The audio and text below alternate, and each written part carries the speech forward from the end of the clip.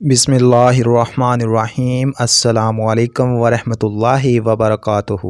ایک مرتبہ سلطان محمود غزنوی نے ایاز سے وعدہ کیا کہ میں تجھے اپنا لباس پہنا کر اپنی جگہ بٹھا دوں گا اور تیرا لباس پہن کر خود غلام کی جگہ لے لوں گا۔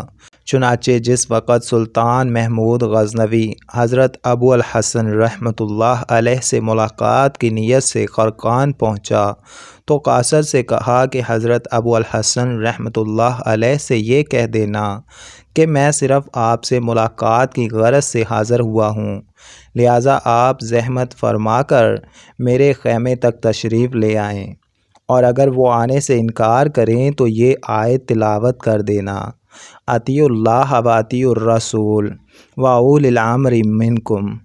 اللہ اور اس کے رسول کی اطاعت کے ساتھ اپنی قوم کے حاکم کی بھی اطاعت کرتے رہو۔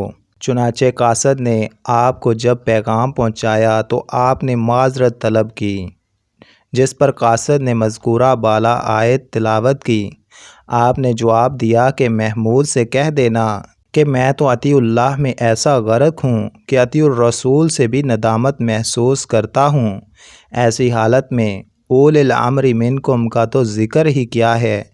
یہ قول جس وقت قاصد نے سلطان محمود غزنوی کو سنایا تو اس نے کہا کہ میں تو انہیں معمولی قسم کا صوفی تصور کرتا تھا، لیکن معلوم ہوا کہ وہ تو بہت ہی کامل بزرگ ہیں، لہٰذا ہم خود ہی ان کی زیارت کے لیے حاضر ہوں گے۔ اور اس وقت محمود نے ایاز کا لباس پہنا اور 10 کنیزوں کو مردانہ لباس پہنا کر ایاز کو اپنا لباس پہنایا اور خود بطور غلام کے ان 10 کنیزوں میں شامل ہو کر ملاقات کرنے پہنچ گیا۔ آپ نے اس کے سلام کا جواب تو دے دیا، لیکن تعظیم کے لیے کھڑے نہیں ہوئے، اور محمود جو غلام کے لباس میں ملبوس تھا اس کی طرف تو متوجہ ہو گئے، لیکن ایاز جو شاہانہ لباس میں تھا اس کی جانب قطعی توجہ نہیں دی۔ اور جب محمود نے پوچھا کہ آپ نے بادشاہ کی تعظیم کیوں نہیں کی تو آپ نے فرمایا کہ یہ سب کچھ ایک فریب ہے۔ اس پر محمود نے جواب دیا کہ یہ دام فریب تو ایسا نہیں ہے جس میں آپ جیسے شہباز پھنس سکیں۔ پھر آپ نے محمود کا ہاتھ تھام کر فرمایا کہ پہلے ان نامحرموں کو باہر نکال دو، پھر مجھ سے گفتگو کرنا۔ چنانچہ محمود کے اشارے پر تمام کنیزیں باہر واپس چلی گئیں، اور محمود نے آپ سے فرمایا کہ حضرت بایزید بسطامی رحمۃ اللہ علیہ کا کوئی واقعہ بیان فرمائیے۔ آپ نے فرمایا کہ حضرت بایزید رحمۃ اللہ علیہ کا قول یہ تھا کہ جس نے میری زیارت کر لی اس کو بدبختی سے نجات حاصل ہو گئی۔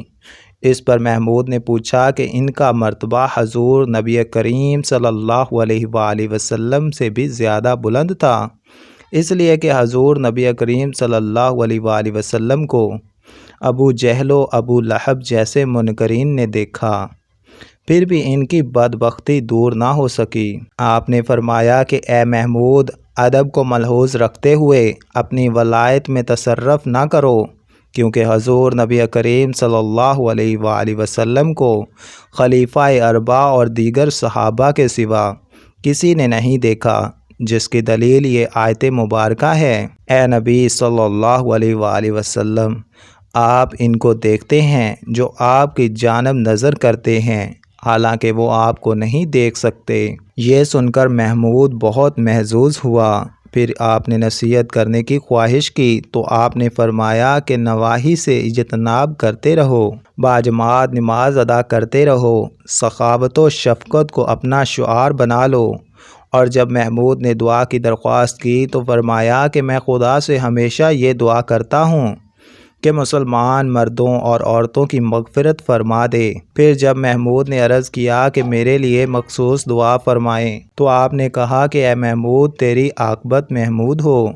اور جب محمود نے اشرفیوں کا ایک تھیلا آپ کی خدمت میں پیش کیا تو آپ نے جو کہ خشک ٹکیا اس کے سامنے رکھ کر حکم دیا کہ اس کو کھاؤ۔ چنانچہ محمود نے جب توڑ کر منہ میں رکھا اور دیر تک چبانے کے باوجود بھی جب حلق سے نہ اترا تو آپ نے فرمایا کہ شاید نوالا تمہارے حلق میں اٹکا ہے۔ اس نے کہا ہاں۔ تو فرمایا کہ تمہاری یہ خواہش ہے کہ اشرفیوں کا یہ تھیلا بھی اسی طرح میرے حلق میں بھی اٹک جائے، لہٰذا اس کو واپس لے لو، کیونکہ میں دنیاوی دولت کو طلاق دے چکا ہوں۔ اور محمود کے بے حد اصرار کے باوجود بھی آپ نے اس میں سے کچھ نہ لیا۔ پھر محمود نے خواہش کی کہ مجھ کو بطور تبرک کے طور پر کوئی چیز عنایت فرما دیں۔ اس پر آپ نے اس کو ایک اپنا پیرہن دے دیا۔ پھر محمود نے رخصت ہوتے ہوئے عرض کیا کہ حضرت آپ کی خانقاہ تو بہت خوبصورت ہے۔ فرمایا کہ خدا نے تمہیں اتنی وسیع سلطنت بخش دی ہے، پھر بھی تمہارے اندر طمع باقی ہے اور اس جھونپڑی کا بھی خواہش مند ہے۔ یہ سن کر اس کو بے حد ندامت ہوئی، اور جب وہ رخصت ہونے لگا تو آپ تعظیم کے لیے کھڑے ہو گئے۔ اس نے پوچھا کہ میری آمد کے وقت تو آپ نے تعظیم نہیں کی، پھر اب کیوں کھڑے ہو گئے؟ فرمایا کہ اس وقت تمہارے اندر شاہی تکبر موجود تھا اور میرا امتحان لینے آئے تھے، لیکن اب عاجزی و درویشی کی حالت میں واپس جا رہے ہو۔ چنانچہ اس کے بعد سلطان محمود غزنوی رخصت ہو گیا۔ دوستو ایسی ہی مزید اچھی ویڈیوز کے لیے ہمارے اس چینل کو سبسکرائب کر دیں۔